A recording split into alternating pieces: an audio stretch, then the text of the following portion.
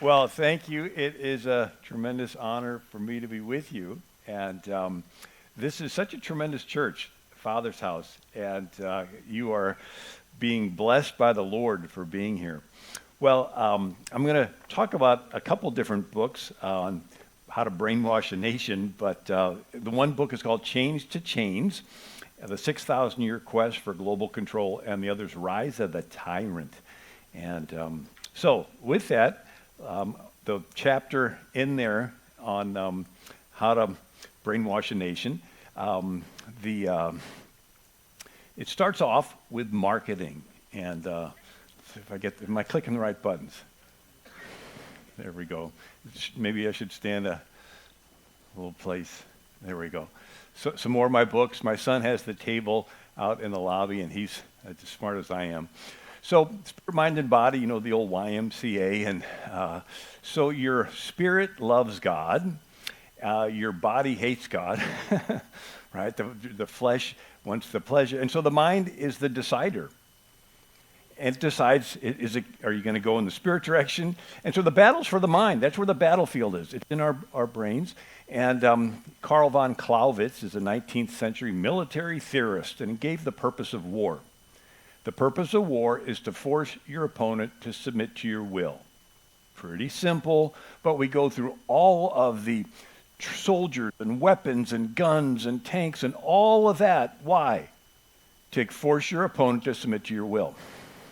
Well, then, Sun Tzu's Art of War, 5th century BC, he said supreme excellence in a commander consists of breaking the enemy's resistance without fighting.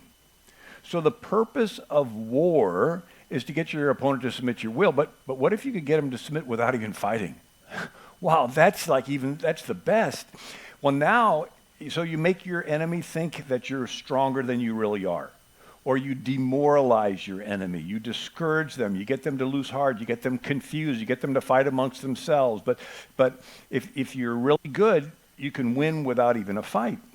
And but now it's called fifth generation warfare, where you get your enemy to submit without them even being aware they're in a war. If the goal is to get your enemy to submit to your will, why even wake him up to let him know there's a battle going on? And so this is called psychological warfare.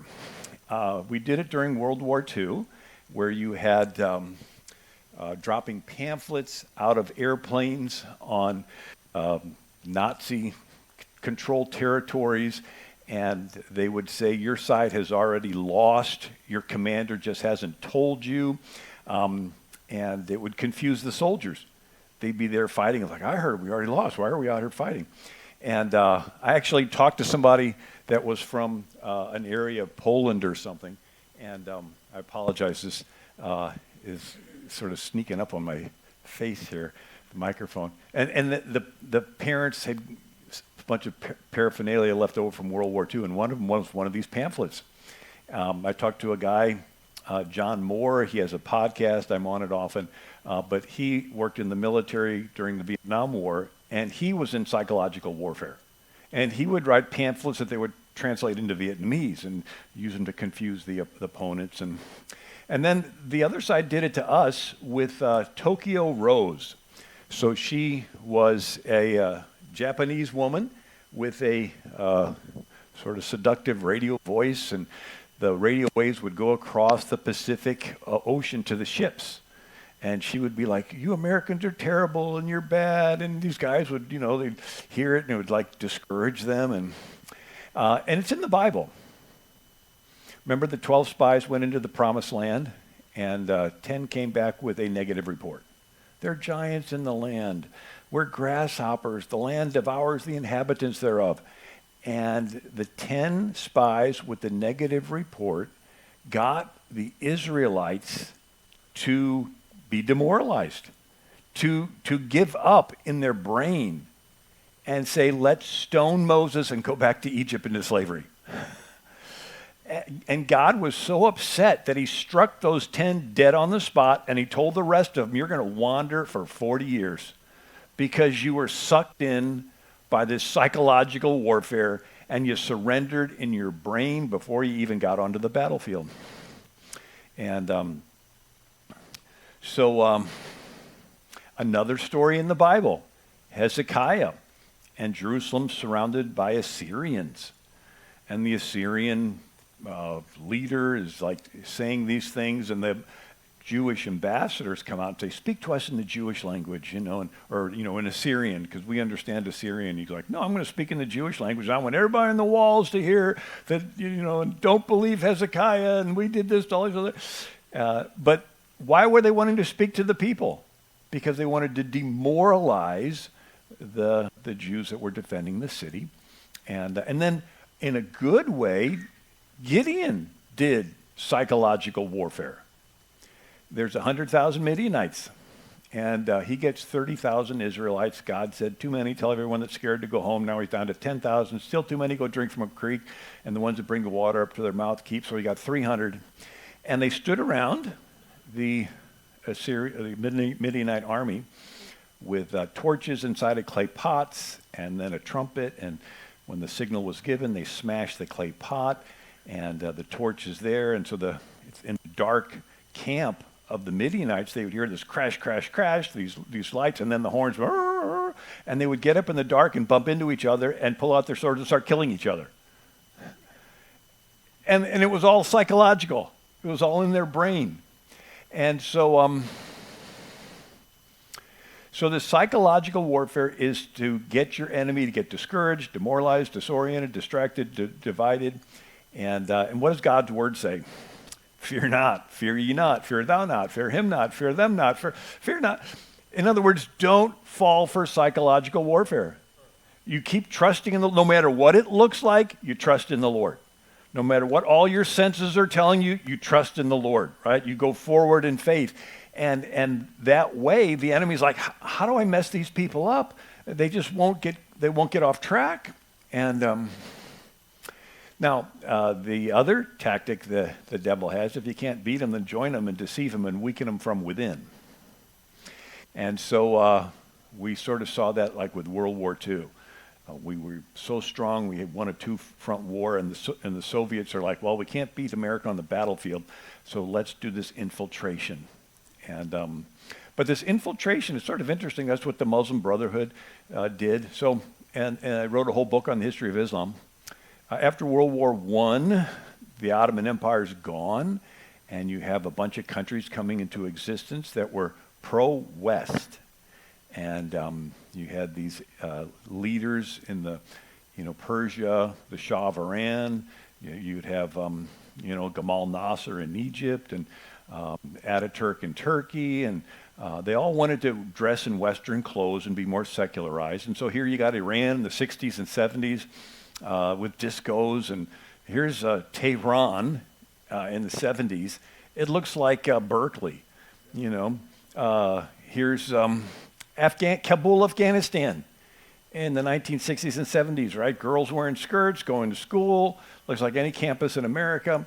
Here's a beauty pageant in Syria. Here's Gamal Nasser, leader of Egypt, on Time magazine, and the women are dressing in all the latest fashions. And here's Cairo, right? It's right on the Mediterranean, and it looks like the Beach Boys, And so what happened? How did we go from a Middle East that wanted to be more Western to what we have today? The Muslim Brotherhood happened. The Muslim Brotherhood started in 1928 by 6 employees of the British-run Suez Canal Company, and they decided that they couldn't defeat these countries from the outside, so they would infiltrate from the inside. And they were basically the umbrella organization that gave birth to every terrorist organization since. And so their plan was twofold. One is the infiltration, and the other is the overthrow. And so it's based on the 2 phases of Muhammad's life. Muhammad was a religious leader for 12 years in Mecca, only made 70 converts. He gets confrontational. They chase him out of town. He goes to a Jewish city called Medina. The Jews are nice and let Muhammad in as an immigrant. And he goes into the minority neighborhoods, and he organizes a following. And then the following gets bigger, he gets involved politically and begins to demanding. And then when it gets big enough, they drive out the Jews and they take over.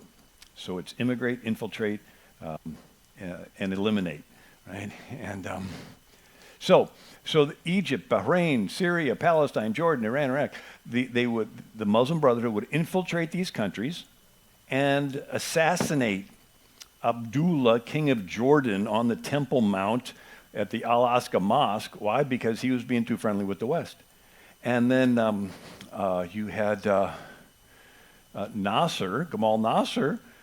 They infiltrated the Egyptian military, and they're having a parade, and he's there, and the ones that infiltrated stopped, turned their machine guns, and shot the president of the country.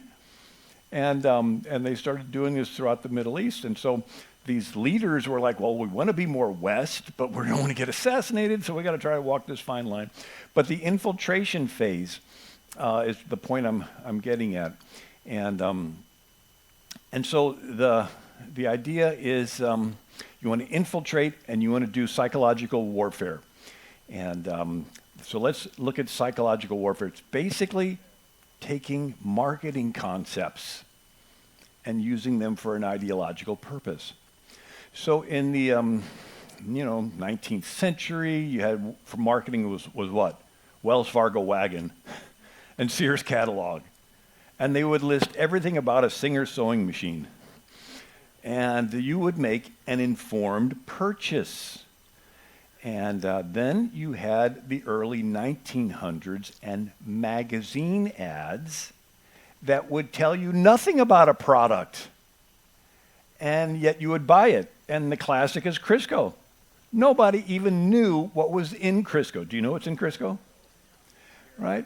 And they marketed it so well by making it look like everybody's using it and happy families. And it put out of business the lard industry. So Crisco is cottonseed oil. In the deep south, they would harvest cotton and have mountains of black seeds they would mush into industrial seed oil that they would use in factories and machinery. Nobody ate that stuff, but somebody had the idea of bleaching it and doing an ad campaign, and we've all eaten it. And RFK Jr. is like, oh, industrial seed oil may not be that good. So how do you go from knowing everything about a Singer sewing machine before you purchase it and nothing about Crisco, but you're ingesting it? The person that promoted this was Edward Bernays. And he was the nephew of Sigmund Freud, the psychoanalyst, that discovered what? We're social creatures. That's it. We want to be accepted. We don't want to be rejected. Simple. That's the whole thing right there. And so he made it where these ad campaigns would be where if you want to be accepted, then you have to buy this product. And if you don't buy this product, you're a nobody. You're rejected. And so he wrote a book in 1928 called Propaganda. That's a nice title for a book. And he later changed the name to Public Relations. But he talked about women's shoes. He said women go into a department store and think they're picking out shoes. They're not. The marketing executive picked out the shoes for them and paid the actress to put them on and paid the photographer to take the pictures and paid the magazines to print the pictures. And the women see it in the magazines and want to buy it. And he says, a larger manufacturer of women's shoes has a popular actress. Wear the shoes. The fashion spreads. The man who injected this idea into the shoe industry was ruling women in one department of their social lives. Today, the minority has discovered a powerful help in influencing the majority to mold the minds of the masses. They find in propaganda a tool which is increasingly powerful, regimenting the public mind. And so they want to make it look like everybody's wearing these shoes, everybody's using this product, and then you feel this subconscious pressure to want to fit in. He pushed smoking cigarettes. He pushed women smoking cigarettes. So early 1900s, suffragette movement, where women can vote, and they would have parades. And he paid some women to stand there in the parade smoking cigarettes, and he had the photographers take the pictures, and then they got it on the newspapers. And all of a sudden, smoking cigarettes got associated with women voting and having more independence. And so he was marketing a product. And In almost every area of our daily lives, whether in the sphere of politics, business, social conduct, or ethical thinking, we are dominated by a relatively small number of persons. It is they who pull the wires which control the public mind. So the Declaration of Independence has a line that says, government from the consent of the governed. Sounds nice, but what if you could engineer consent? And so he writes a book called The Engineering of Consent. Edward Bernays. Manipulation of the opinion of the masses is an important element in democratic society. Those who manipulate this unseen mechanism constitute an invisible government, which is the true ruling power of the country. So we're a government from the consent of the governed, but you only vote what you know, and how do you know it but through the media? And so if they can control the media, they can control the country through the back door. And then he writes a book, Crystallizing Public Opinion. Another guy, Noam Chomsky, writes a book, Manufacturing Consent. And so in America, the country's controlled by laws. Laws are controlled by politicians. Politicians are controlled by voters. Voters are controlled by public opinion.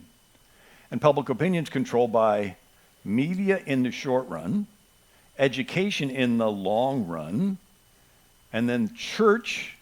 Historically, the church has been a public opinion molding entity for good, and then the internet, because all three of the other ones use the internet. And so if you can control the internet and then cause churches to go woke and cause education to be, trans or whatever, cause the media to push all this stuff, then you're influencing the public opinion. The public opinion influences the voters vote in the politicians make the laws, and the laws control the country. Can you see it? It's like a domino effect. And so here's some quotes. Judge Learned Hand, 1942. The hand that rules the press, the radio, the screen, and the far-spread magazine rules the country. Llewellyn Rockwell goes on, Why Hate Monarchs of the Free Market, 2001. Democracy has turned out to be not majority rule, but rule by well-organized and well-connected minority groups who steal from the majority. Will and Ariel Durant, Lessons of History. Democracy is the most difficult of all forms of government since it requires the widest spread of intelligence. Ignorance lends itself to manipulation by the forces that mold public opinion. Spanish-American War takes place. So Spain controlled Cuba. Cuba wanted to be free. Spain didn't want it to be free, and so they sent a guy named Colonel Wisner. What was his name? I got a picture of him here. I'm skipping ahead. Let me go back. Weiler, that was his name. There he is in the bottom your side, left. Colonel Weiler. So he was brutal. He rounded up like a quarter of the country and stuck them in stockades, and a 250,000 died. Anyway, so Cuba is 90 miles away, and they're going through this, and America is just come out of the Civil War, and the population is not really interested in getting involved in a war. And so William Randolph Hearst, he has the New York Journal newspaper, and then Joseph Pulitzer Prize, he runs the New York World newspaper, and they ran newspaper articles wanting to sway the public to get involved in to stop the killing of people in Cuba. Now, they printed newspapers on inexpensive paper that turned yellow after a couple days, and so they called it yellow press journalism. And so the press realized that they had this power that can sway the country. And when you read the history, it was a good reason, right? Because they were starving people in Cuba, and then diseases went in the camps and everything. And but newspapers could not print photographs yet. So they needed illustrators to draw pictures. And so William Randolph Hearst cables Frederick Remington, who was a famous artist, and sends him to Cuba, 1897, and he telegrams him. He says, "You furnish the pictures and I'll furnish the war." You give me the pictures to print, I'll spread it out there, and I know how to sway the country so that the politicians will be pressured by the people to get involved. And so we did get involved in the war, and we did help Cuba to become independent of Spain. Oswald Spengler, The Decline of the West, 1923, democracy has become a weapon of the moneyed interests. It uses media to create the illusion that there is consent of the governed. The press today is an army of carefully organized weapons, the journalists its officers, the readers its soldiers. The reader neither knows nor is supposed to know the role he's supposed to play. Democracy is often a government of wealthy elites. And so when you watch a TV show and there's commercials, the people buying the commercials are paying for the show. And those people usually will say, I'll support the show if it's pushing an agenda that I like, and I won't support the show if it's, not what I like. So we talked about this manipulating of the media, this wanting to get churches to become woke, and the manipulating of the schools, and this pressure for you to want to fit in with what everybody else is believing and what everybody else is wearing. I mean, the whole fashion industry is based on this, right? You're going around, you see somebody wearing a new kind of shoes or a new kind of, outfit, and then see somebody else, and then what's going to come? You know what? I want to buy that, right? And so we are all influenced. We're social creatures. Then another ingredient, fear. So 1938, radio drama, War of the Worlds, written by H.G. Wells, and the radio host is Orson Welles. And we interrupt this program to announce that New Jersey is being invaded by Martians. Everybody runs outside, looks up in the sky for spaceships. It was a phenomenon that's been studied by psychologists, right? Fake radio war stirs terror throughout the United States. Panic sweeps the U.S. as radio stages. I mean, this was a phenomenon. How you can get an entire nation to immediately react by using the media to spread fear. And then gaslight. Now, this term, how many of you heard of the term gaslighting? It came from a 1944 movie with Ingrid Bergman, and she is the niece of a famous actress in London, and the actress dies and leaves Ingrid the flat, the apartment, and all of the wealthy stuff that she has is stored in the attic, and jewels. So this actress was given some jewels, and some guy knew it, and he wanted those jewels, and he befriends Ingrid Bergman, and in the movie he marries her, and then, but all the stuff is locked in the attic. And so he has her go into the bedroom, says, you get ready for bed, I'm going to go smoke my pipe. And he goes out the door, around the block, climbs up the fire escape, gets onto the roof, and goes over a couple roofs to the one, opens it up, goes out, and when he turns the gas lamp on in the attic to hunt around for the jewels, the gas lamp in her bedroom gets dimmer. And every night, she's in the room, and all of a sudden the light gets dimmer. And when he comes back, she goes, whenever you leave, the light in the room gets dimmer. And he's like, you're seeing things. Your eyes are playing tricks on you. I think the stress is getting to you. I think we need to take you to a psychologist. I mean, and he does it, and finally he's about to sign her into an insane asylum, and then he can dig around all he wants for the jewels. And a guy across the street had been watching this, and he sees whenever the light goes on in the attic, it's dimmer, and he happens to just wander over, breaks the story, and the police come, and they arrest this guy. And anyway, so it went into our vernacular called gaslighting. And so here's psychology today. Victims of gaslighting are systematically fed false information that leads them to question what they know to be true. They end up doubting their memory, their perception, even their sanity. So everybody around you is believing something, and you're different, and you feel this pressure, and there must be something wrong with me, right? And so then after the War of the Worlds radio drama and after the gaslighting, you have World War II. And here's a manual. It says, Projectionist Manual, Army and Air Force Motion Picture Service. What's the Army and Air Force doing making movies? Like, is this for entertainment? No. They wanted to convince the soldiers and the public that they needed to get involved in the war.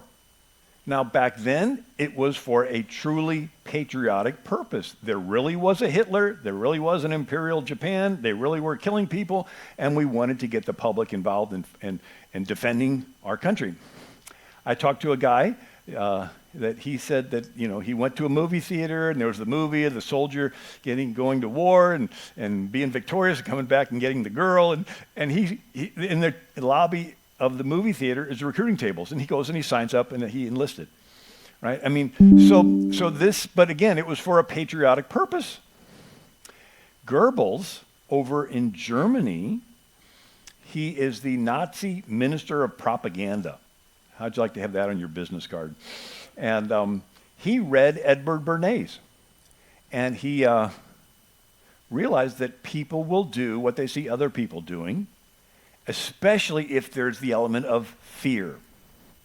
And so Goebbels, would organize these Colosseum events with 100,000 people, and they would begin to give the Hitler salute in the front. And it would work its way back like a wave at a football game. And it would get closer and closer to you. And everybody would be giving everybody, and you'd feel pressure to give it, and then somebody would see you giving it, and they'd feel pressure to give it, and everybody would leave the stadium thinking, well, I guess everybody's in on this Nazi stuff because we saw everybody doing it. It was a manipulating of your perception of what you thought everybody else was going along with. And Goebbels said, it is the absolute right of the state to supervise the formation of public opinion. Think of the press as a great keyboard on which the government can play. And so we're talking the government. We're talking about controlling opinions of people. Well, what's the first democracy? Now, we did have ancient Israel for 400 years. They did not have a king. But we also have Athens and Greece. And the word polis means city. Politics is the business of the city. Police, right? Policy is how being polite is how people interact in a city, right? So anything that begins with P-O-L, that means people, and it means city. And so the Greek had city-states. There was no king.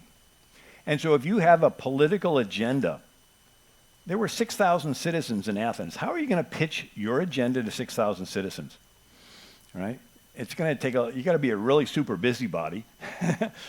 Or they came up with something called theater. And they would get the entire population to a theater, and they would put on plays, comedies, tragedies, satires, and they would ridicule and buffoon certain points of view and honor and extol other points of view. If you read Aristophanes was a Greek he wrote the comedies. It reads exactly like Saturday Night Live. I mean, they would literally make fun of living politicians and rib them to death and get everybody laughing, and then you would leave the stadium, right, the auditorium there, feeling sorry for the guy that was ribbed to death. And you would sort of be embarrassed for him, and you'd sort of want to maybe avoid him, and you sort of want to shun him and everything he stood for until he got voted out of office. Right? And so it was a way to manipulate the public. And today, it's Hollywood. It's theater. Think of your favorite sitcom or movie or show. It starts off with you identifying with the character. They're cute. They're funny. They're the hero. And as the series goes on, that character that you like begins to make morally compromising decisions. A little lust, a little cheating, a little revenge, and you find yourself apologizing for them. Like, I know James Bond is with a woman he's not married to, but he's about to save the world. So can we get on with the story? And it minimizes something that used to be important to you, marital fidelity, right? And you would, and it was so powerful, you'd want to wear that actor or actress's, cologne or their tennis shoes, right? And so from Greek theater up till now, Hollywood media is a way to push an agenda because you want to fit in and you're looking around and everybody's, like Joseph Goebbels. And Pericles was a leader in classical Greece. He actually paid for the poor to go to the theater. Now, why would you pay for the poor to go? Is he like just, hey, I want to let him have a good laugh? No, he knew it was psychological. He knew it was a way to push an agenda, and he was a politician, right? That's where we get the word politician. And so now we're talking about influencing the people. And if you can't defeat them on the battlefield, you defeat them psychologically on the inside. So there's something called fifth column warfare. The old battles, you'd have two columns, right, facing, and then two flanks. And then you would have the fifth. Where's the fifth column? That's your people that have snuck into the enemy camp. And they're demoralizing them, and they're confusing them, and they're lying to them, and weakening their will to fight. And so here's a quote from Cicero to the Roman Senate, 42 BC. A nation can survive its fools and even the ambitious, but it cannot survive treason from within. An enemy at the gates is less formidable, for he's known, and he carries his banner openly against the city. But the traitor moves among those within the gates freely. His sly whispers heard in the very halls of government. He works secretly to undermine the pillars of the city. He infects the body politic so that it can no longer resist. A murderer is less to be feared. Right? So this is a well-known military strategy all the way back to 42 BC. Right? If you can't defeat them on the battlefield, you have to sneak in and try to weaken them from the inside. America was unbeatable. And I believe we still are. And I think that God has been moving to put us back there, thank God, just in the nick of time. And thank God for Trump. So this is a well-known tactic, fifth column warfare. I was reading FDR's addresses, and he's talking about the Germans and the Nazis infiltrating and blowing up oil refineries and food processing plants and chemical plants and attacking and blowing up bridges and on the inside of our country. It's like, sort of sounds familiar. The socialist Antonio Gramsci called it the long march through the institutions. Now, who is he? He's an Italian socialist, but he differed from Stalin. So we have to define some terms. Nazi stands for National Socialist Workers' Party. It's socialist. It just is a national socialist. The USSR is Union of Soviet Socialist Republics. It's international. So the Soviets we'll work with anybody to spread socialism, where the Nazis are like, no, we want to use just the Germans to spread socialism, but it's still socialism. And so Stalin wanted to spread socialism through tanks and fight on the battlefield and win. And Antonio Gramsci said, look, you're not going to defeat America on the battlefield. You have to rot it from within. And so this concept of infiltration, he said in 1916, socialism is precisely the religion that must overwhelm Christianity. And then James Wardner writes Unholy Alliances. He says of Gramsci, in the New World Order, socialism will triumph by first capturing the culture via infiltration of schools, universities, churches, and the media, transforming the consciousness of society. So many have looked at what's called the Seven Mountains. Lots of people have defined it different ways, but it's basically taking a culture and looking at the different areas. And so you have family and government and media and education and church and everything. And these are all ones that Christians used to be involved in. I was with Ted Baer, movieguide.org, and he said how the Baptists had a commission in Hollywood and would be on the set with Cecil B. DeMille as he was filming. And if it was too risque, Cecil B. DeMille would look over at that guy and he'd give it a thumbs down and they said, okay, we got to do the scene different. Because if it didn't get the stamp of approval when you'd see the movies, the credits ahead of time would have like different seals that would sort of flash by really fast. Well, one of them was this Baptist group, and they would have their little scene. And if it wasn't there, people wouldn't see it. And so, but Ted Baer said, yeah, they did such a good job. They said, oh, we're not needed. And so they shut down and moved. And within just a couple years, they had all kinds of terrible stuff coming out of Hollywood. So these are all things that the Christians used to be involved with, but we gave them up. And the other side has gotten in, and now we're trying to retake him.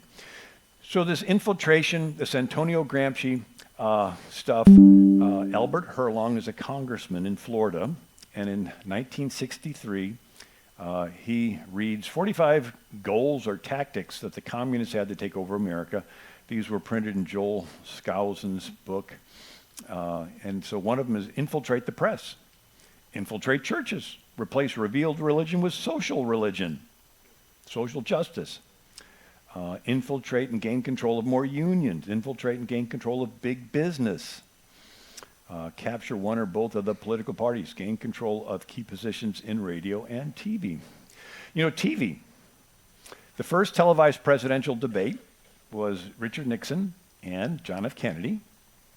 And everybody that heard the debate on the radio said Nixon won, hands down.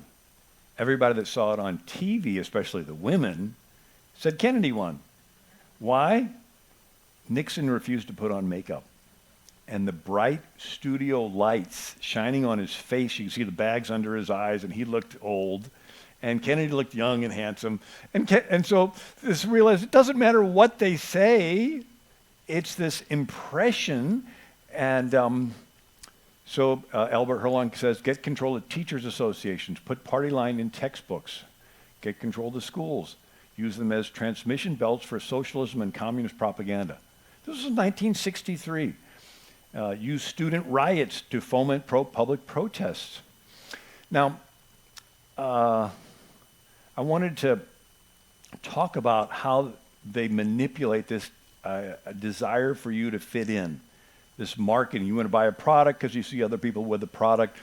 So a water molecule is an individual water molecule. But you put it with other water molecules, and they operate as a group. And there's waves and clouds and a fish in a bowl, but you put it with other fish and they operate as a group. A bird in a cage, but you put it with other birds, they operate in a group. Well, guess what? We're individuals, but you put us with other individuals and we operate as a group. You're constantly giving and receiving feedback of, are you being accepted or are you being rejected? Right? You're talking with somebody and you're giving this feedback, or am I being accepted? Or you're with a group, I'm being accepted. Right? We're social creatures. And so most of the world calls it honor-shame culture. That your worth as a person depends on if the group accepts you and if the group honors you. And your worth as a person goes down if the group rejects you. In ancient Greece, they would call it ostracizing, where they would kick you out of town for 10 years and you were shamed and you would lose your career. And in Islam, it does this. They have honor killings. So if their daughter embarrasses the family, they'll kill their own daughters to regain their honor. It's pride. It's the sin of Satan, right? And the caring about what other people think is pride, whether we like to call it that or not. But that's, and so the whole thing is set up of, are you caring about what other people think, or are you caring about what God thinks?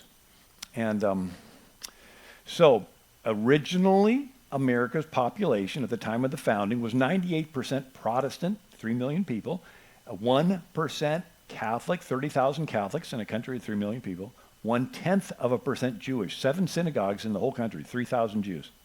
It was a predominantly Christian country. And so when you would have a non-Christian come into America, they would feel the peer pressure to adopt Christian behavior. And it had a society-preserving effect. Were they true Christians? Maybe, maybe not.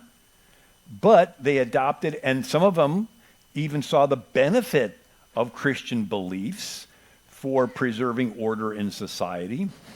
But now they have co-opted the schools, and they're using this fear of rejection and this desire for acceptance to push agendas in the school. And all the kids want to be invited to the party and picked for the team, and nobody wants to be left off the team and not invited to the party. It's a normal thing. It's a part of human development. A child is born and realizes it has a relationship with the mom, and then their world gets a little bit bigger and sees there's this guy walking around the house, and it's called Dad, and the kid has a relationship with the dad, and that's a fun stage for those of us that are dads, right? And you're like the one that gets all this fun attention. And then the child realizes it has a relationship with siblings, and it wants to know, where do I fit in with all these siblings? And then it has a relationship with playmates. Where do I fit in with the playmates? And then it has a relationship with classmates, and their little world keeps getting bigger. And then they have teammates, and then their team plays other teams, and they realize there's a city with all kinds, and it keeps getting big. At some point, they say, where do I fit in with all of it? Like with all of creation, where do I fit in? And when they're told, it's evolution, you're an accident, they're like, that's it?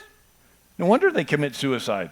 But when they're told, no, God wants a relationship with you, and God has a purpose for your life. He wants to use you to bless other people, to defend the defenseless, rescue the widows and the orphans, and to heal visit the poor and minister to people, right? Anyway, so they're weaponizing this child's desire to fit in with the group. And Saul Alinsky said, ridicule is man's most potent weapon, fear of rejection. So the worst that can happen is to have everybody make fun of you, right? For a little kid, this rejection from the group, it hurts to their very core. And so Saul Alinsky says, hey, I've identified, you can make people do what you want by fear of ridiculing them. They've hacked human behavioral software. I mean, think of Disney. Here's a company that spends, they push billions of dollars worth of product. Right? You have frozen T-shirts and frozen pajamas and frozen, lunch boxes and frozen, lots and lots and lots of stuff, billions of dollars, and it's all based on what? Convincing a child to want something. Mommy, I want that. I want that cereal box because it has that picture on it. Mommy, I want, right? This big industry based on getting a child to want something. Right? They had school, all these, courses on child psychology. Why is that? Well, if somebody wants to use it for profit, they knew, hey, kids will do what they see other kids doing. And so they've taken all that and they put it in the classroom, and they call it the pyramid of oppression. And the cisgendered are on top. That's their name for someone who believes there's a male and a female. And so the cisgendered are on the top of the pyramid. They are the oppressors. And they're the bad people, and they're oppressing everybody else down the pyramid. The asexual, bisexual, homosexual, pansexual, transsexual, everybody else is being oppressed by the oppressors. And they teach all this to the kids, and then they ask the kids, which ones are you? None of them are going to pick the oppressor. So they're, I'm a bisexual. Oh, I'm asa. I'm pan, right? They're anything but cisgendered because they're the oppressor. They could put somebody that likes the color yellow at the top. Right? And they could say, oh, that's a bad, kids want to fit in. They could say, everybody that has anyway. So using this in the schools, Montgomery School District, from the time that Biden took over, says Maryland's largest school district sees over 500% increase in non-binary trans students. Here's a trans-identifying students increased 991% over 2 years in wealthy D.C. suburb. Here's one. 1,800 students at UC Davis identify as trans or non-binary, and 25% of students say they're LGBTQ. Here's one that says, unprecedented 5,000% surge in trans teens. There's no way that you could have all of a sudden go from normal to this unless it's being pushed. And how is it being pushed? By the kids wanting to fit in. So if somebody were to say, oh, I'm trans, the teacher celebrates them. And if somebody's, an old fuddy-duddy that believes there's two, they're shunned. And so this idea is they've been using this psychological warfare in the schools, taking marketing of products to marketing of ideologies. It's hard enough for an adult to resist peer pressure, but to put a little kid in this billion-dollar machinery that's designed to pressure them and beat them into conformity. So they now call it social emotional learning. Behavior modification. Has nothing to do with academics. It's getting them to deny the most obvious, male and female, and to have them pushed to, oh, you're a furry or something. And so another tactic they use, is this interesting? Another tactic they use is called deconstruction. What's that? They portray, in socialists, they portray the past negatively. All the founders of the country, they portray them negatively, and then the kids emotionally detach from them by saying, oh, they were bad. And then they get the kids into a neutral where they're open-minded. And then they say, hey, let's have a comparative religion class and study all the religions.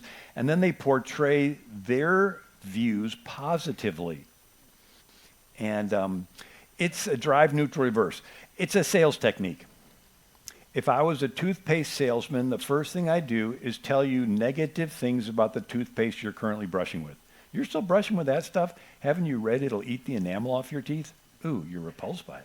Now I have you in a neutral, you're open-minded, what are all the toothpastes out there? And then I give you my pitch for this brand new tartar-controlled breath freshener stuff, right? So they would go into the classrooms and tell them negative things about the founders. Oh, they were slave owners, and they took land from Indians, and they were chauvinists, and the kids are like, ooh, they're bad.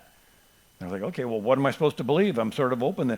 And then they said, well, let's present this other stuff in a positive light. Europe went through this. Europe had 1,000 years of Catholic cathedrals, Protestant Reformation, and Jewish neighborhoods. But then Europe went through the French Revolution. And they would tear down churches. And I put Lennon's picture up there because his song, Imagine there's no heaven. It's easy if you try. And there's no hell below us and no heaven above us. And so what they pushed all this during the French Revolution. There's no God. There's no...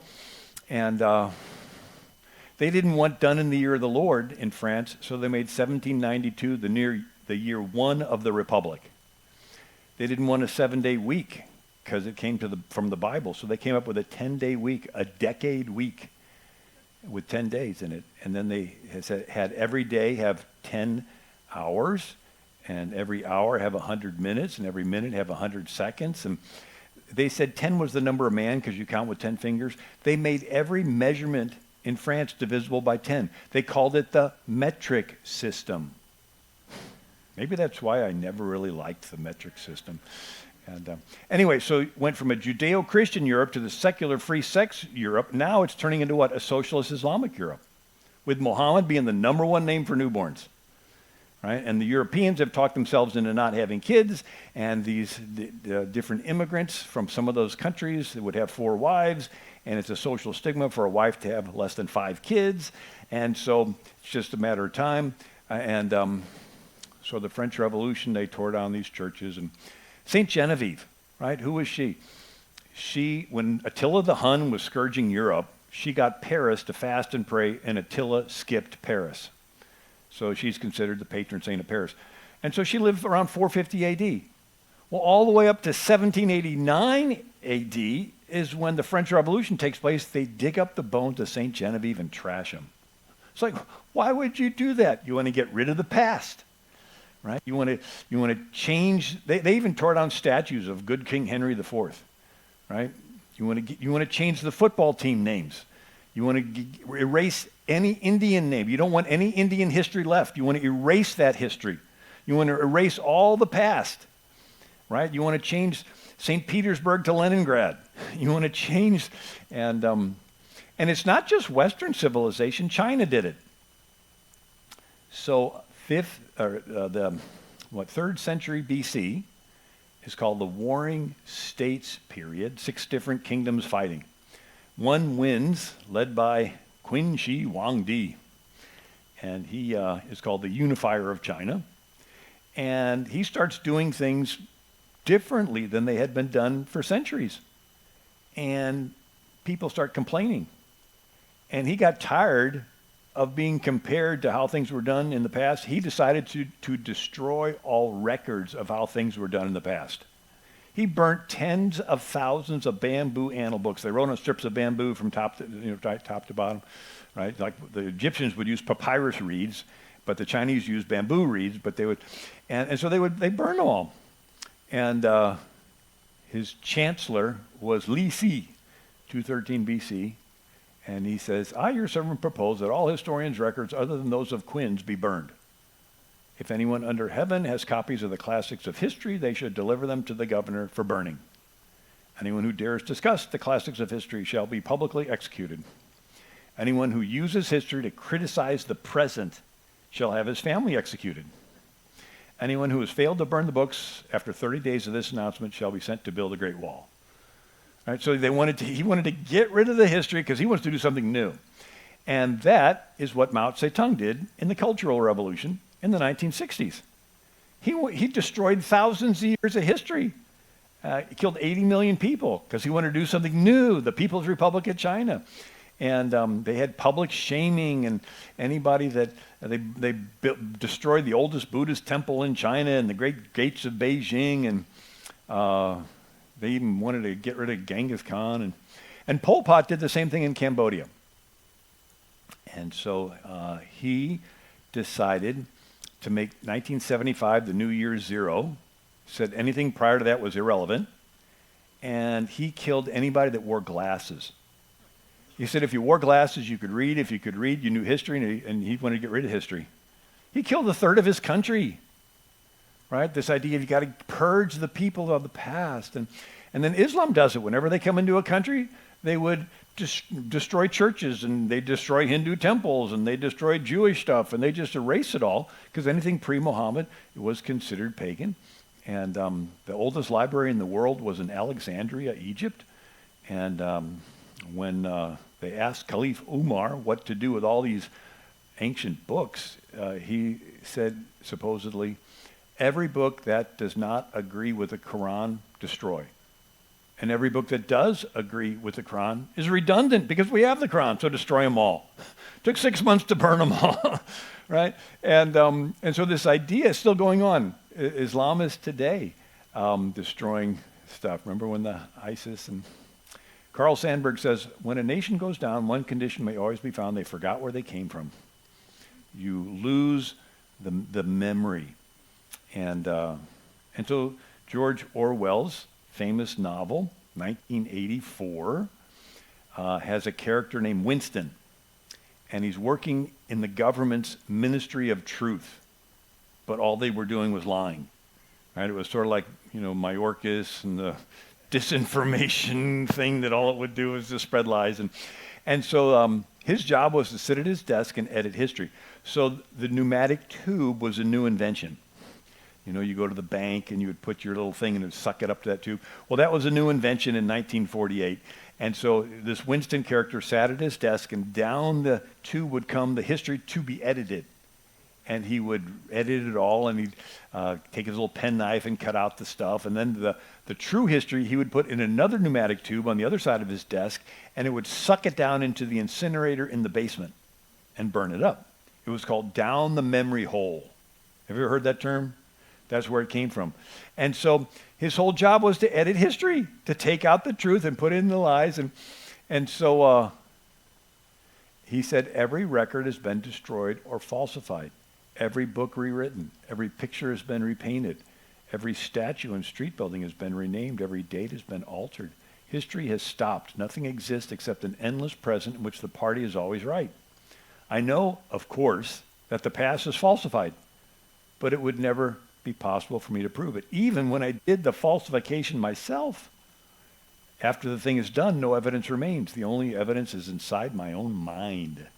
And I don't know that any other human being shares my memories. Everything faded into mist. The past was erased. The erasure was forgotten. The lie became truth. If there's no God, and this life is all there is, what's wrong with twisting history? They twist present-day newspaper articles, right? If you've been at any event, and then there's a newspaper there, and then the next day you read in the newspaper, it's like, wait a second, I was there. That's not what it.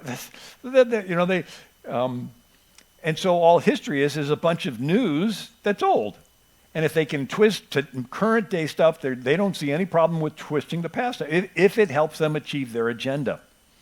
That Marxist idea that the agenda is what counts, and anyway, the ends justifies the means. The end of your agenda justifies any means to get there, and lying is one of them. Anyway. So this is a quote from British critic Theodore Dalrymple. In my study of communist societies, when people are forced to remain silent, when they are being told the most obvious lies, or even worse, when they're forced to repeat the lies, they lose all sense of probity, integrity, honesty, virtue. To assent to obvious lies is, in some small way, to become evil oneself. One's standing to resist anything is thus eroded, even destroyed. Society is emasculated by liars, easy to control. So when they say that this 6-foot-something guy is a girl, right? And Riley Gaines is swimming against him. And I mean, his arm reach is longer. I mean, it's like his lung capacity is bigger. There's all this, and anybody that's like, that is not a girl. That is a guy. But when they force people to say, oh yeah, that's a girl because he feels like it today. He could feel like a boy the next day, but right? And if you're forced to have to consent to that, it destroys your own belief in yourself, right? You lose all self-respect, like, okay, I've caved, And so I started off this slide with this, there was some Chinese guy that brought a deer into the emperor and says, oh, look at my horse. And he says, that's not a horse, it's a deer. But then the ones that liked this guy said, no, the deer is a horse. And anyway, but it was getting people to assent to lies. And Orwell, those who control the past control the future, and those who control the present control the past. If you can change the history, then people draw their identity of who they are from where they came from. Now it's called the 1619 Project, or Howard Zinn's People's History of the United States, which does what? Everybody that founded America was bad, bad, bad. And so the kids are like, oh, and then they repulse, and then they push their agenda. Now, the Cold War color revolutions, we're talking about the mind. We're talking about influencing the mind. So after World War II, lots of countries in Europe became free. India becomes free, Egypt. And the Soviet Union didn't like that. And so they would send in people to observe all the groups in a country, and then they would pit them against each other, and then they would co-opt the media to blame the leader of the country for all of the problems. And as people believed the media, the leader's popularity would fall, and then they would do a coup and replace the leader with a Soviet puppet.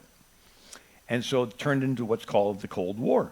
And these tactics were perfected, going into a country, finding the different groups, pitting them against each other, and then co-opting the media to blame the leader.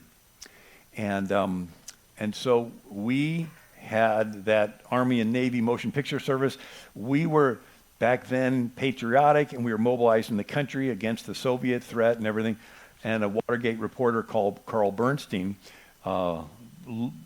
did an interview with Rolling Stone magazine in 1977, and he said the CIA and the media, and he said that the CIA had 400 operatives in mainstream media. They were taking the CIA's talking points and turning them into the news articles to influence the country to be, anti-Soviet. And so it had a good patriotic purpose behind it, but nevertheless, the CIA was embarrassed and said, oh, we're going to take down that program. Well, as the years went on, you get more liberals in there, and they were doing this covertly. What they do is they would contract with outside groups that would have people on the board that came from the government on the board, and they would say, well, we're not doing that stuff, although the group that they started is doing all that stuff, gathering all the information and then giving it to them. And so Obama brought back, it was called the Mockingbird Project. He brought it back in 2016 with an executive order using behavioral science insights to better serve the American people. So here we have the Obama saying, look, we're going to do psychological warfare for the benefit of the people. And here's the wording of the executive order. And then he does another one, Countering Foreign Propaganda and Disinformation Act. And so he gets to decide what's disinformation and stop it. And so under cover of Christmas, Obama establishes controversial anti-propaganda agency. And so this is an article, Countering Foreign Propaganda and Disinformation Act. Before the 2016 Christmas holiday, President Obama quietly signed the 2017 National Defense Authorization Act. Deep within the act is a controversial provision called, which establishes a global engagement center under the State Department and consolidates the power of several federal broadcasting entities. The consolidation of power creates some concern regarding journalistic independence and credibility for media outlets. So again, we're talking about the government controlling what the people see and hear. Another book, Big Intel, How Cold War Heroes Became Spy Villains. And so you have, again, during the Cold War, the KGB, and then in the reverse, the CIA were going into countries and doing psychological warfare. And then once you get the left in charge of America, these groups were subverted. And so the description of the book, the dramatic story of Cold War heroics of the CIA, followed by its slide into Marxist-influenced deep state dysfunction. Once upon a time, FBI, CIA fought America's enemies at home and abroad. Now they are tools of a growing police state, attacking the left's political enemies, spying on ordinary American citizens, even parents who push back against radical public schools. How did we get here? And then you got Google agrees to $110 million deal to fund local newsrooms. Why would Google want to fund local newsrooms? To influence what the people are hearing. And so I just want to stop and thank God for Donald Trump firing a bunch of the people at the FBI and pushing back on this nonsense. To me, that is a miracle. It is a complete miracle. And we need to rush in and fill the gap. And I read through the Bible every year. I use the Bible Gateway. It's a website you go to, put your email in, and it sends you an email every day. A little Old Testament, a little New Testament, course of a year, you read through the Bible. And I've done it for years and years. Anyway, my Bible reading on November 5th, Election Day, was Jeremiah 37. And it told the story of Babylon's army surrounding Jerusalem. And the army of Egypt came up, and Babylon's army retreated. And the people in Jerusalem are like, wow, back to normal. And Jeremiah said, no, if you don't seriously repent, Babylon's coming back with a vengeance. And I thought, we dodged a bullet, and we, thank God, got Trump in. But if we go back to business as usual, we're only just a couple congressional seats away. So I spoke at Calvary Chapel of the Harbor, and two congressmen went to the church. Election, Trump wins the district, and it's looking like they're going to win, and all the Republicans are winning in these areas, and then there's bomb threats in the election places. And 5 congressional districts stop counting the votes. Everybody gets out. Trucks pull up, right? And then it takes them a month to count the ballots. And even Nancy Pelosi's daughter goes out there to help cure the ballots. What does that mean? I don't know, right? And guess what? Democrats squeak out those 5 districts. And I'm with the pastor, and he's 2 of the people, and he says, one of them was going to fight it, and the other one's like, just.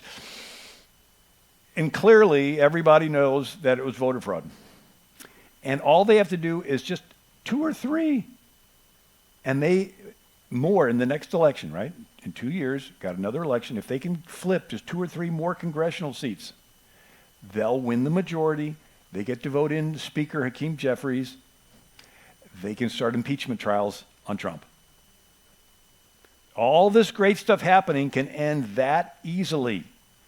If we don't take these 2 years and press in, instead of going back to business as usual, like in Jerusalem when the Babylonian army retreated, if we go back to, no, we need to press in and say, however much we got involved, we need to get involved more right now. However much we prayed, we need to pray right now. You know, I was reading the story of Noah because we just started the new year. It's amazing how much, when you read through the Bible, the first 3 weeks of the year, you go from, you know, Adam and Eve to Noah's Ark to Abraham to Joseph in Egypt to Exodus. I mean, just within the first couple of weeks. Anyway.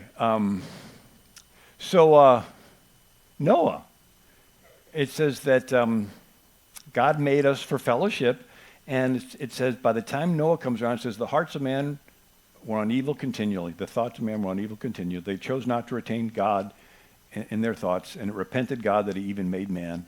And one translation says it broke his heart. Here he made us for fellowship, and they were living, according to the Bible, centuries. Methuselah, 969 years.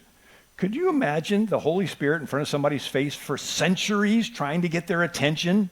But they so structured their life, they can go for days or weeks or months and not even think, and centuries and not even think about God. And God's like, why did he even make him? And he was about to wipe everybody out, but it says Noah found grace in the eyes of God. And I thought, one single man found grace in the eyes of God, and God saved it all.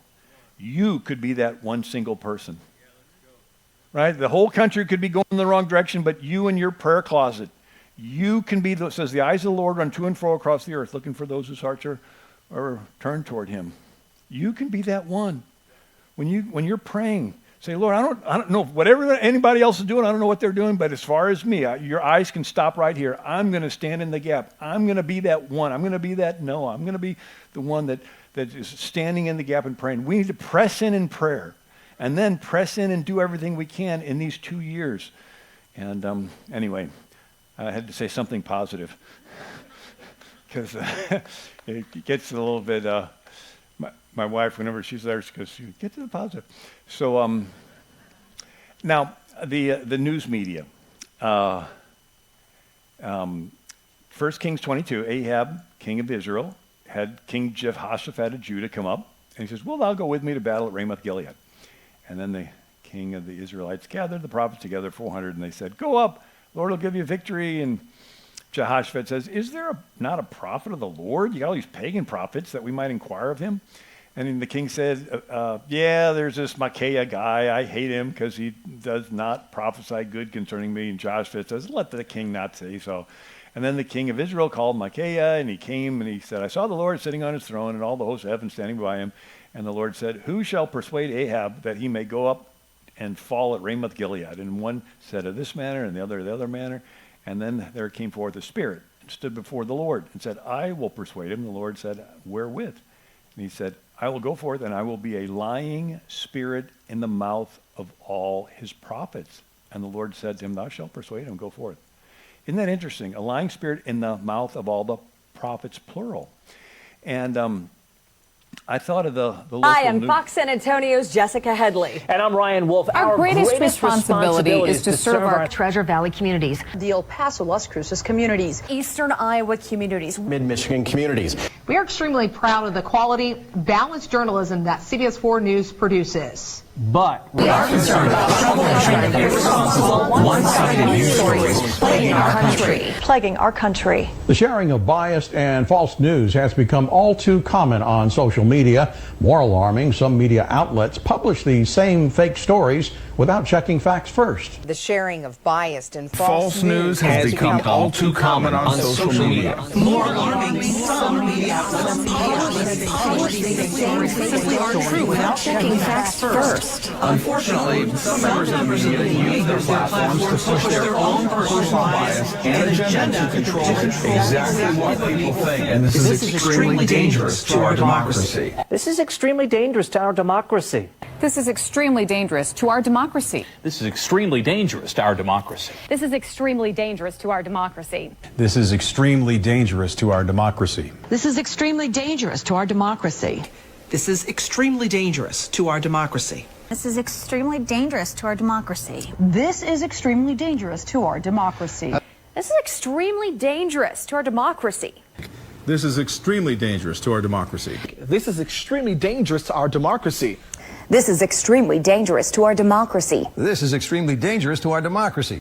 This is extremely dangerous to our democracy. A lying spirit in the mouth of all the prophets, right?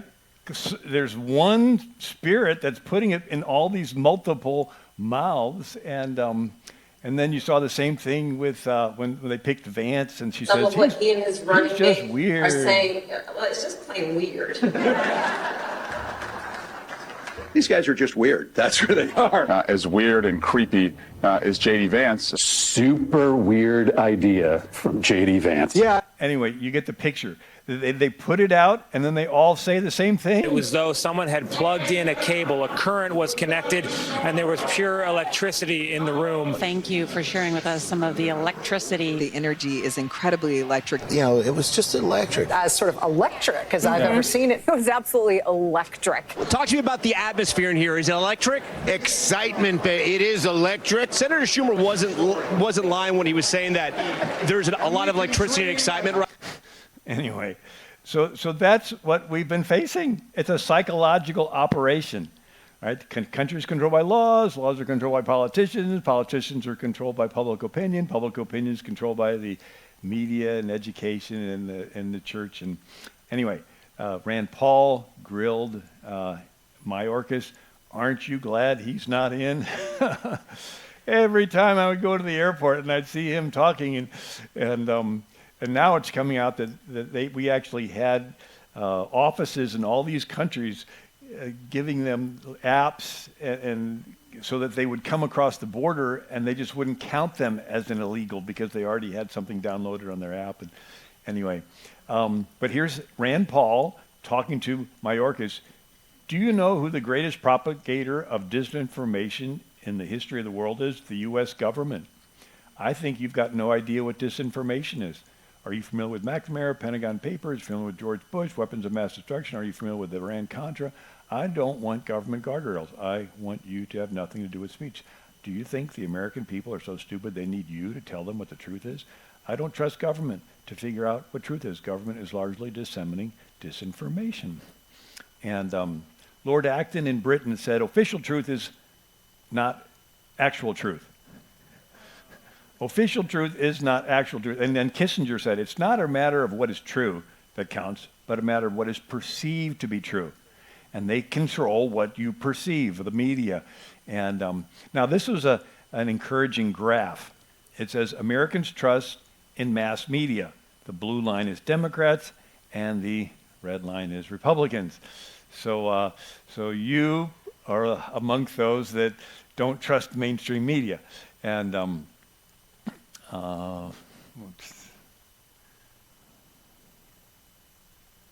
so the psychological operation is manipulating our desire for acceptance and our fear of rejection. After the Korean War, they called it brainwashing, which comes from a Buddhist concept of washing or cleansing the mind. Like you're going to meditate, just blank out your mind. And so they applied this to the soldiers. So if you remember World War II, barracks, the Great Escape and Stalag 13, and the soldiers were with each other and encouraging each other, and they made it through the war.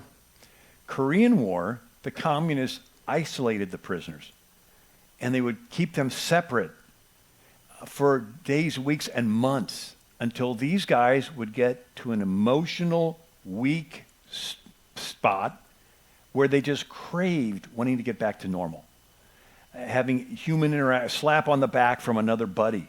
And when they were in this vulnerable emotional spot, they would bring them into a room with guys who had already caved. And before they could be accepted in the group, they had to reject America. It's like, okay, America's bad. They go, all right, you're one of us again, right? And after they were rescued, they still hated America. And our psychologists were studying what happened to these guys. We rescued them and they hate America. And so this concept, as you apply it to a population, you get people to isolate. You get them to be in their home. So there's no interaction with anybody else until and you do it for weeks and weeks and months and even years until people are just craving. I just want to get back to normal. I just want to go out shopping. I just want to go out to dinner. I just want to be friends and talk to people again. And say, yeah, but before you do, you've got to put this on your face. You've got to inject this into your body. You got to have us let us track you everywhere you go. It's like, yeah, whatever. I just want to get back to normal. So it takes this psychological and it applies it to the nation. Are you beginning to see how to brainwash a nation? And then they would make people do trivial things that made no sense. So even if you're a prisoner, your brain processes that you want to know why you're doing. If you're picking up rocks and bringing them over there, you're building a road. But they would have them take the rocks and then the next day bring them back to where they got them from. And then the next day they'd bring it halfway and head back. And the next day they'd have some of them bring them all the way. And it would be to the place where you couldn't figure out until finally you say, okay, I'm a zombie. Tell me what to do, And so they would, every time I go through the airport, they would do this. Okay, you have to take off your shoes. Now you don't have to take off your shoes, but you got to take off your belt. Now you don't have to. You got to take it out of your bag. Now you don't have to take it out of your bag. And it would always be changing. It wouldn't make sense until finally it's like, okay, just whatever, And they did find that people were able to successfully resist the brainwashing technique if they had a sense of humor. Right? Instead of taking it all real serious, like, okay, they're doing it. And then there's this, is this interesting? You want me to keep going a little bit more? And I'll promise I'll get it positive when we get to the end, at least. So there's something called the Solomon-Asch conformity experiment. Again, we're talking about how to manipulate psychologically. And so after the Korean War, they did this in college campuses. And they would pull 8 students into a classroom. 7 had been paid ahead of time to be actors. And 1 was a naive participant. And the teacher put 2 cards on the front desk. One card had 1 line, the other card had 3 lines. One longer, one shorter, one the same. And beginning with the paid actors, one by one, they would say that the shorter line was equal to the first line. And by the time it got around to the 8th naive participant, 30% of them would deny their own eyes to fit in with the group. They're looking at the lines, they didn't match, but they would doubt these guys must know something I don't. Maybe they would doubt them, right? 30% of the people would deny their own eyes just because of this group. And now, if just one disagreed and joined them, it went from 30% down to 5%. And so it's called the spiral of silence. People will self-censor their views if they think they are in the minority.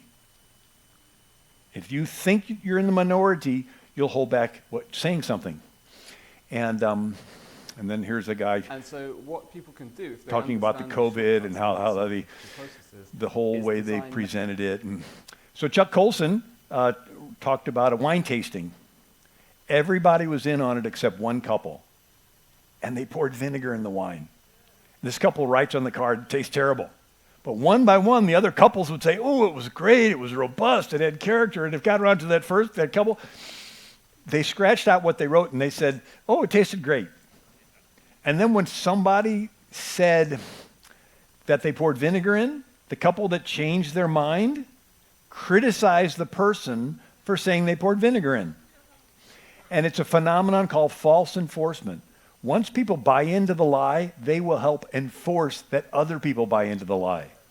Right? I don't know why I'm wearing something on my face, but I'm going to pull out my phone and make sure that force you to put you on your face, And so here's in Exodus 23:2. Neither shall you follow the multitude in doing evil. In other words, there will be a multitude doing evil, and you're supposed to be the stick in the mud. You're supposed to be the one that says, I don't care what the group does. I'm personally accountable to God, and I'm going to do what's right. Here's another translation of that verse. Don't do something just because everybody else is doing it. If you see a group of people doing wrong, don't join them. You must not let them persuade you. You must do what is right. And then another translation, do not follow the crowd when it does what is wrong. And don't allow the popular view to sway you into offering testimony to pervert justice. So, psychological operation. One more story, Stanley Milgram, Yale, and I think I might even have a video of this. A decade earlier, psychologist Stanley Milgram had also looked at how we respond to authority. In order to understand how people were induced to obey unjust regimes and participate in atrocities such as the Holocaust, he set up an experiment. Volunteers were told they were taking part in scientific research to improve memory. Would you open those and tell me which of you is which, please? Teacher. Where? Teacher. Separated by a screen, the teacher would ask the learner questions in a word game and administer an electric shock when the answer was incorrect.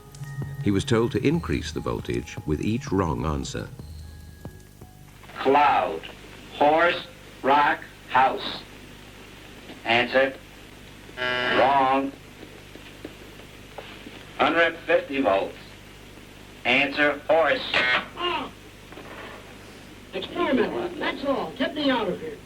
Get me out of here, please. Continue, please. Go right on. I refuse to go on. Let me out. You refuse to go on? The experiment requires you continue, teacher. Please continue. Participants didn't know that the learner was really an actor and the so-called shocks harmless. You're going to get a shock. 180 volts. Oh.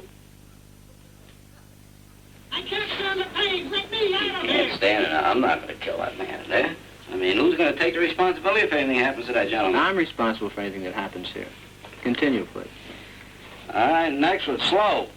Walk, dance, truck, music.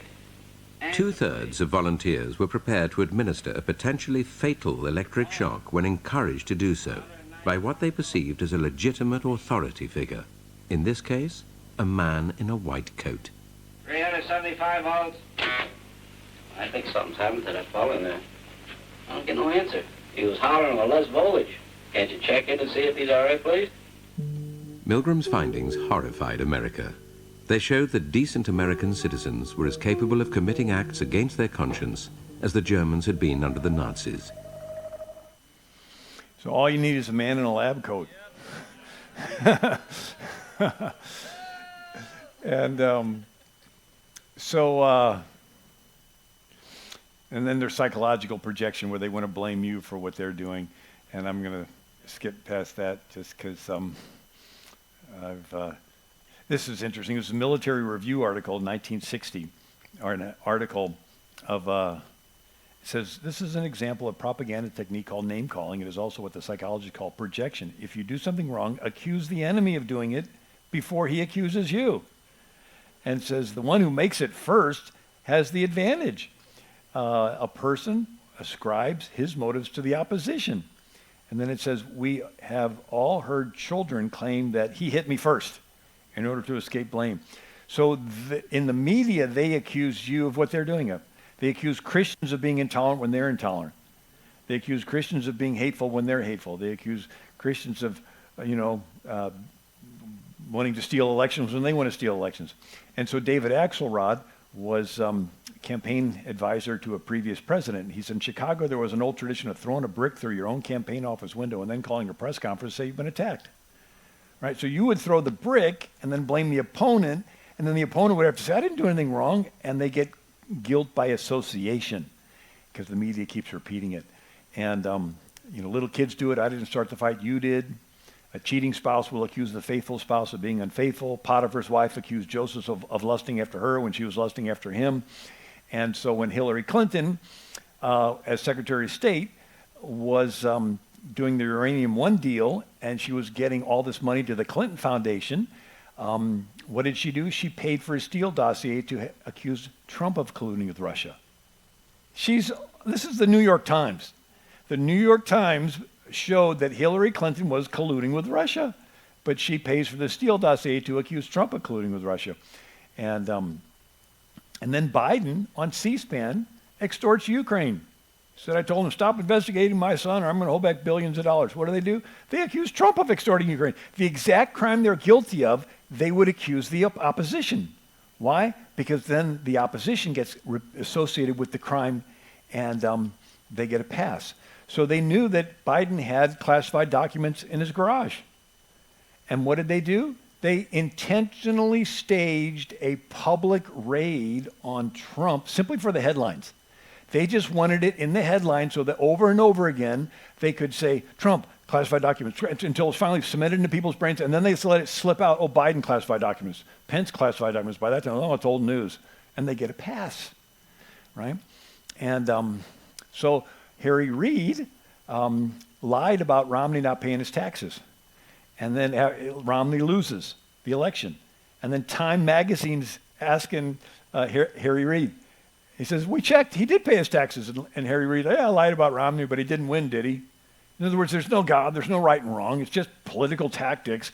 And I smeared him with lies. The media repeated it, and it caused him to have a negative. And so Nancy Pelosi called it the wrap-up smear. Charlie Hurt, Fox News, this whole thing is like this game of projection. Whatever they accuse President Trump of doing, we then find out not only did President Trump not do it, but they did it. Elon Musk, they deflect attention away from themselves. It's sort of like a preemptive moral strike. Those who are saying that Trump is a threat to democracy are themselves actually the threat to democracy. And again, here's Nancy Pelosi calling it the wrap-up smear. It's a diversionary tactic. You demonize, and then the wrap-up smear, you smear somebody with falsehoods, and then it's reported in the press. And yeah, so we've all seen this. Now, the Bible has a story. So the people in Jerusalem love Jesus. He comes in on a donkey, and they're saying, Hosanna to the highest, putting down palm branches, right? But yet 4 days later, what happened? The high priests went amongst the crowd and tell them to yell out to crucify Jesus. But Pilate answered them saying, will ye that I release unto you the King of the Jews? For he knew that the chief priests had delivered him for envy. But the chief priests moved the people that he should rather release Barabbas. Pilate answered, what will ye then that I shall do unto him ye call the King of the Jews? And they cried, crucify him. So Pilate willing to do what? Content the people, right? If you can control the public opinion, right, you can control the politicians. And so Pilate did what the majority of the people wanted, but the majority of the people did what the minority did. They were the elites. They were the ones that controlled public opinion. And God does not want us to be controlled by public. We're supposed to be that stick in the mud. So in the story, when you read the Bible, and as many times as I've read through it, and I also have it on my phone so I can listen to it when I'm traveling and so forth. As you go to sleep in the hotel room, you can put the Bible on. It's pretty amazing. You know, before this, you would literally have to pay somebody to sit there and read the Bible, right? But here, you can just, anyway, so you hear, so here's a story. Jeremiah goes to the king Zedekiah and says, look, if you just go out and surrender to the king of Babylon, Jerusalem will be spared. And King Zedekiah says, what will Jews in captivity say about me? It's like, you care about what people are going to say about you. You just got told by the prophet of God that Jerusalem's going to be burnt to the ground, your wives and kids are all going to be killed, and you care about what people are going to say about you? And so many people believed on him, but because the Pharisees, they did not confess him, because they should be put out of the synagogue, for they love the praise of men more than the praise of God. Jesus said, you receive the honor one of another, and seek not the honor that cometh from God only. You know, the reason God made us was for fellowship, for love. And love is a choice. We're not robots. If God wanted to make us robots and follow instinct, he would have had Adam and Eve not eat from the tree, right? He would have not given them that choice. He gives the Israelites the law, and he says, here's the blessings, here's the cursings. Please choose life. It's like, hello, this way. but it's up to us to choose. And so there has to be the choice not to choose for the choice to choose to be the choice to choose. And so what's the choice is, do you want to be accepted by the group or do you want to be accepted by God? The choice to follow God always is rejecting approval of a family group, a work group of friends. There's something. And even, Jesus said, unless you're willing to hate your mother, brother, sister, right? He's not talking about hating them in the one sense, but in other words, that you got to not care about what they say and only care about what Jesus says, right? You want the acceptance of God. And so that's the choice. And here's Peter. He's with a group around a fire. A girl gets in his face, says, you're with Jesus. And you can just picture Peter looking around the fire and everybody's eyeing him. And he realizes he's about to get kicked out of the group. And he said, I never met the guy. It's like, that's it, Peter? You were with him 3 years. You're with him an hour ago. And here you're willing to deny him because this group and everybody's looking at him. But then after the resurrection, Peter's filled with the Holy Spirit. And he's before the Sanhedrin. And they said, we gave you strict orders not to teach in this name. And Peter replied, we must obey God rather than men. Suddenly, Peter doesn't care about being kicked out of the group, the synagogue. What happened to him? He was filled with the Holy Spirit. I think maybe one of the evidences of being filled with the Holy Spirit is having the courage not to care about the group and only care about God.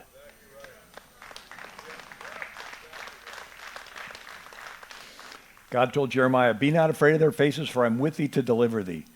And then you have Sam Coonrod, Giants pitcher, only player not to kneel and protest to the flag. And they asked him afterwards why. He said, I'm a Christian, so I just believe that I can't kneel before anything besides God. Right? It's only when you have a consciousness and a relationship with God can you not care. But if you don't know God, then you're into this honor-shame culture. Your whole worth as a person is, am I being accepted? Am I being rejected? And you're constantly giving feedback, right? So the whole choice of our human experience is, are you going to cave to the group? Or are you going to stand up to the group and only care about what God says? And then Orlando Magic, Jonathan Isaac, I met him at a America Fest, right, with Charlie Kirk. He's like this tall. It's like, and so he's the only one not to kneel and protest. And they asked him afterwards why. He goes, all lives are supported through the gospel. Everyone is made in the image of God, and we all share in his glory. And again, he has a relationship. And by the way, he does have a shoe line that you can order some shoes and support him. Philippians, let this mind be in you, which also was in Christ Jesus, who made himself of what? No reputation. Jesus was willing to hang on a cross almost naked for us because he loved us so much and not care about what anybody else says. We need to do the same for him, that we love Jesus and we don't care what anybody else says. So approval of man or approval of God, that's the choice. King Josiah, so you had a wicked king Manasseh, sacrificed kids to Moloch. Prophets come to him, tell him it's over. God has finally had enough. Jerusalem is history. And so the prophets give this prophecy. And Manasseh dies, his son dies, but his grandson is 8 years old, Josiah. He's a teenager, starts to seek the Lord. When in early 20s, he tells him to clean out the temple his granddad had trashed. And they discover the law of God. And they read it to this king, and he rips his garments and repents. And then he sends the messengers to a woman, a prophetess named Huldah, the wife of the king's tailor. And she had a reputation of hearing God. And the messengers go to her and says, the king wants to know what's going to happen. And she said, tell the man that sent you that judgment's coming, but not during his lifetime, because he repented when he heard the words of the Lord. And so for the rest of the 31-year reign of Josiah, there's peace and prosperity. He has the biggest Passover ever. He tears down temples to pagan gods that Solomon built. Right? Solomon built the temple, and then he married 1,000 wives, and he built all these pagan temples for them, and they existed for like 400 years. Right? And then finally Josiah comes and says, I don't care who built it, tear it down. And then and so then he sends the priests out to teach the law, and it's during that revival that Daniel, Shadrach, Meshach, and Abednego get saved, to use that terminology. And so this idea that here we are, and that we're hearing God's word, and we're rending our hearts. And I believe God will put off whatever judgment is until his time is done, right? So that we can be busy doing what he wants us to do. And now, if we get through this crisis, there'll be another one. We get through that crisis, there'll be another one. Every generation has a crisis. And so I was thinking of a way of illustrating. Freshman chemistry class. Teacher has a beaker with a solution, pours in a catalyst that causes a reaction, and some stuff precipitates, settles to the bottom of the beaker, and other stuff gets effervescent and bubbly and floats to the top. The time period we are living in is our solution in the beaker. The crisis is the catalyst that's poured in, and some people's response is to precipitate, to get heavy, to drop out, to run away, to hide, deny their faith, even taking the mark of the beast. And other people's response is to get effervescent and bubbly and say, okay, God, there's a crisis. Where do you need me? Historically, Christians have been the ones to run to the need. When the early church was persecuted, they prayed for boldness. You know, I was in Hawaii, and then I was in the U.S. Capitol, and they have each state puts 2 statues in the Capitol, and Hawaii put a statue in their Honolulu and in the U.S. Capitol of Father Damien. Who's he? Whaling ships and the people in Hawaii would get leprosy because they didn't have resistance to all these diseases that were coming to the island. And the Hawaiians would put them on an island of Molokai. They had a flat area down by the water and then like a 300-foot cliff on the rest of the island. You can't get from one side to the other. And the people who got leprosy, they would not even bring the boat to the shore. They just get close and shove them overboard because they didn't want to get close, right? And the people were just wasting away there, and Father Damien goes to Hawaii, and he goes to this colony, and he takes care of them for decades. And the rest of the people of Hawaii appreciated him. He's taking care of my aunt. He's taking care of my mom. He's taking care of, he comes back. He gives us reports. We get the, right? And then he finally dies. But they loved him so much, they put his statue. Christians had a reputation of not caring about themselves, but wanting to minister to other people. Instead of being, stay away from me, it's like, no, I'm here to help. What do you need? And so every generation has a crisis. I was thinking of that before the flood, they're living for centuries and they don't think about God. The Jewish Mishnah says that not only did they live a long time, but all the world was fruitful, and that one planting would produce enough food for 40 years. I mean, they had plenty. And what do they do when people have plenty? They end up getting nitpicky, and they end up getting into fights, and they ended up killing each other. And it says that the thoughts of man were on evil continually. And God's like, you know what? If blessing them with long life and blessing them with health and enough to eat, if that doesn't turn them to me, after the flood, we're going to do plan B. We're going to let things get tough. And guess what? How many of you pray more when things are tough? Right? How many of you prayed more before the election than after? I mean, we need to be pressing in and praying more all the time. I mean, God's your best friend. He loves you. He wants to spend time with you. You know, I was thinking of, imagine being in heaven, and there's all these people, and they're all lining up to go to see the presence of the Lord and what it would be like and everything. Well, guess what? You get to be in the presence of the Lord anytime you want. You can go in and the creator of the universe. You can spend time with it, right? And so this is our opportunity. So there's plan A. He blesses us. We turn to him out of gratefulness. If that doesn't work, there's plan B. He lets us go through some tough times. And then we turn to him out of desperation. So we've times of crises, corrupt people take control, but it's also in times of crises that people turn to Christ, and then it's in times of crises that God raises up leaders. So we can't be afraid of crises. I mean, we never would have heard of Trump heading up and through all the crises. We would not have heard of Lincoln heading up and for the crisis of slavery. We never would have heard of Washington heading up and for the crisis with King George. We never would have heard of Moses heading up and for the crisis with Pharaoh. Never would have heard of Gideon heading up and for a crisis with 100,000 million. Never would have heard of David heading up in the crisis with Goliath. Every story, we never would have heard of the name Riley Gaines if it not been for the crisis of the crazy transgender. There's always bad stuff, and then God is looking for people to raise up, to be the one. Those are the stories we love to read, right? You're reading the Bible. Those are the ones that are the most stirring. Guess what? He wants to do that story through you. This is just our turn.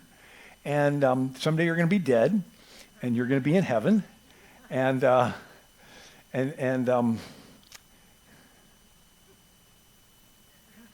there, I wanted to get to the heaven picture. So imagine when we've been there 10,000 years, bright shining as the sun, with no less days to sing his praise than when we just begun. Imagine you have been in heaven for 10,000 years because you believe that Jesus died on the cross to pay for all your sins. And you meet Moses.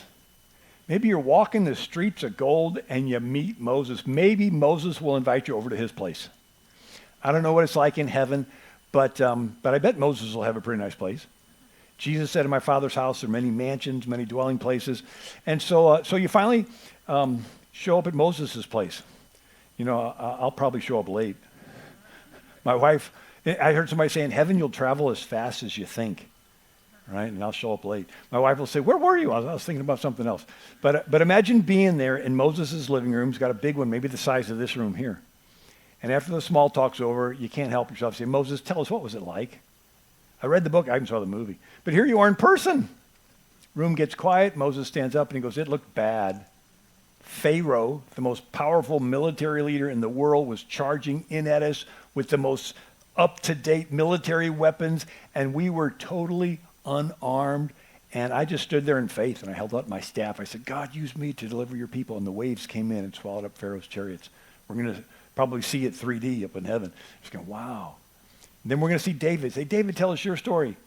Room gets quiet. David stands up. He goes, I was just a teenager.